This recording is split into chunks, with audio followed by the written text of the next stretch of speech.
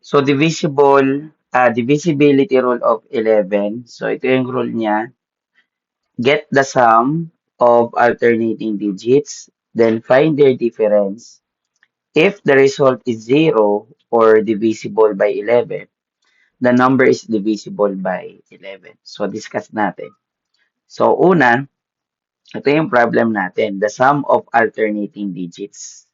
Ano kaya yung sum of alternating digits na yan?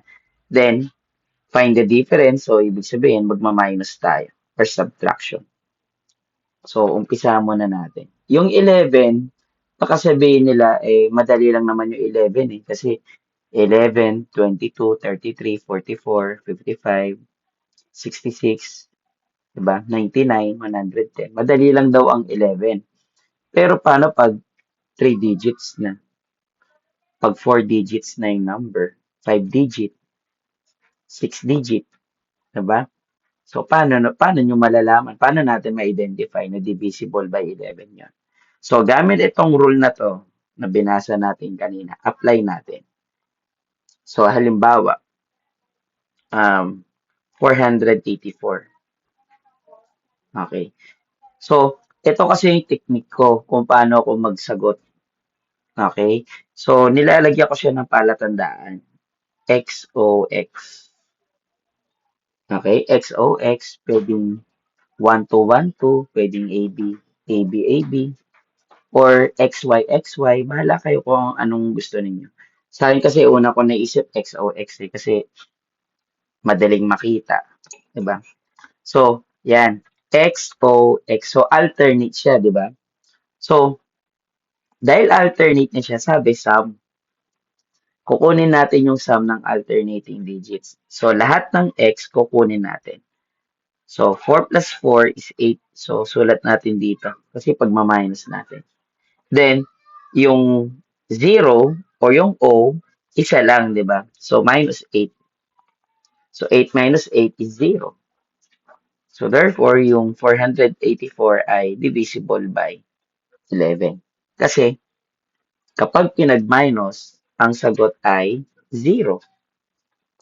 Isa pa, pwede naman ganito. 605. Pwede yan. So, ganun pa rin ang gagawin natin. X, O, X. So, pag-add natin, 6 plus 5 is 11. Lagay natin dyan. Then, yung O, minus 0. So, 11. So, dito sa example number 2, ang naging result niya is 11. So, alam naman natin na yung 11 ay divisible by 11. So, 11, 22. Yan yung mga dapat na sagot ha. 11, 22, 33, 44, 55, 66. Okay? Lahat ng multiples of 11. Hindi lang lagi 11. Sumasakto lang na 11 yung sagot natin kasi mababang digits tayo. Okay? So, halimbawa, gawin natin 4 digit. Medyo hirapan natin ng konti. So, kahit dumami pa ang digits natin, basta't alam natin yung rule. Sum of alternating digits, find their difference. So, kapag yung result ay 0 or 11, divisible by 11. Yun lang ang lagi natin tatandaan. So, halimbawa, 4 digits. Meron tayong, ito gagawa ko ng sarili ko. 1, 2, 3, 4. XO, XO. Gagawa ko ng sarili ko number na divisible by 11. So, halimbawa, hulaan nyo na lang muna kung anong gusto nyong number, 4 plus 5. Okay? So, pag pinag-add natin yung x, 4 plus 5 is 9. So, dapat ang magiging sum ng pangalawa ay 9 din para maging 0. Di ba? So, ano yung mga number na kapag pinag-add ang sagot ay 9? So, napakadami. Meron tayong 1 and 8, meron tayong 2 and 7, meron tayong 3 and 6, at meron tayong 0 and 9. Yan yung mga pwedeng sagot. So, madali siya, di ba? Akala lang natin mahirap, pero madali lang pala. Sa tulong ng XOXO. Di ba? So, ganun yun. O, isa pa, gagawa pa tayo ng divisible by 11 sa pang 4 digit. Pwede nyo i-post yung video. 1, 2, 3, 4. XOXO. O, gaya nga ng sabi ko kanina, pwede kayong manghula ng dalawang number na magkaparehas yung position. O, halimbawa, dito naman tayo sa O. Gusto natin ay 2 tsaka 8. O, pwede nyo i-post yung video para malaman kung ano yung nawawalang digits para maging divisible by 11 itong given na to. Okay? Paki-post ang video. 1, 2, 3. So, tingnan natin kung tama ang mga sagot ninyo. So, we have, di ba, 2 plus 8 is 10. Kahit saan naman yan eh. Kahit saan dyan ang mauna. Okay? So, dapat, ang nawawalang number, 10 pa rin para maging 0. So, halimbawa, ano ba yung mga numbers na pag pinag-add ay 10? Pwedeng 5, 5, diba? Pwedeng 2, tsaka 8. Ulit, 2, 8, di ba? Pwede. Pwede naman 3, 7. Pwede naman 4, 6. At pwede naman 9, 1. So, napakadami. Hindi tayo mauubusan ng example. Okay? So, pagpalagay natin, 5 digits tayo. Paggawa tayo ng 5-digit number. 1, 2, 3, 4, 5. So, ganun pa rin. XO, XO, X. So, gaya nga ng sabi ko kanina, hulaan na natin kung anong mga ilalagay natin sa position na X. Then, tayo na lang bahala mag-isip sa pangalawa. So, dito, ang diskarte ko dito, dahil marami yung X, siya yung hulaan kong number. 2, 3, 5. Hulaan ko yan. Oh. So, pag pinag-add natin yon, that is 10, di ba? Minus. So, ano yung nawawala? Dapat maging 10 din. Yun na nga yung kanina. Pwedeng 2, 8. Pwedeng 1, 9. Pwedeng 4, 6. Pwedeng 5, 5. Pwedeng 3, 7. So, lahat yan ay tama. Okay, so yan. Naturo ko na kung paano mag-identify at kung paano gumawa ng sariling number na divisible by 11. Pero bago tayo mag-end, try muna natin kung ito ba ay divisible by 11. Itong sinusulat ko. 3, 4, 5, 6, 7. Paki-post ang video, then sagutan kung ito ay divisible by 11.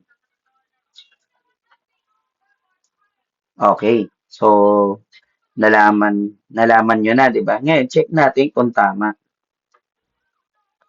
Check natin kung ito ba ay divisible by 11. So, pag-add natin to, 3 plus 5, we have 8, di ba? 8 plus 7 is 15. Minus, okay, minus 4 plus 6 is 10. So, we have 5. So, divisible ba siya? Hindi siya divisible kasi yung 5 is not divisible by 11. Okay? So, try naman natin kanina, 5 digits lang eh. Ngayon, kayo naman, 6 digits. 1, 2, 3, 4, 5, 6. So, XO, XO, XO. Okay? So, gaya nga ng technique na binigay ko sa inyo, huhulaan ko na yung isang position na digits. Halimbawa, lahat ng X, hulaan ko na yan. 9, 7, 5. Yan, di ba?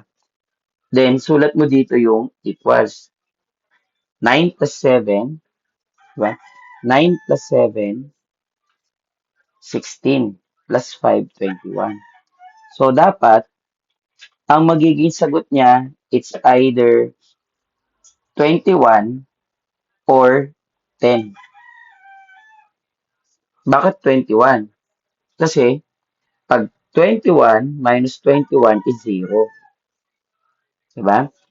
Pero pag 21 minus 10 is 11. So, parehas sila divisible by 11 kung kapag pinag-minus ay ganyan. Ngayon, kayo na lang bahala kung anong gusto ninyo. Sum of 10, sum of 10, or sum of 21. Pero para sa akin, 21 minus 10 na lang kasi masyado kasing malaki yung number ng ganyan. Pero bahala kayo kung anong gusto niyo. Sige, bibigyan ko na lang kayo ng mga example. Halimbawa, 21 minus 10. O, nasa isip natin, 10. O, di ko napapahirapan sarili ko. 118. O, di ba? 118. So, 9 plus 7, 16 plus 5, 21. Then, 21 minus 10 is 11. So, divisible yan. Or, pwede naman natin gawing 21 minus 21. Oh, Siyempre, di ko napapahirapan sarili ko. 9, 9 plus 9, 18. Plus 3, 21. Ganyan po ang pag-identify na kung yung number ay divisible by 11 o hindi. At ganyan din tayo gumawa ng sarili nating number na divisible by 11. I-apply lang natin itong sum of alternating digits. Then, kunin ang difference kapag ang result ay 0 or 11 or divisible by 11, siya ay divisible by 11. So, yun lang, sana makatulong.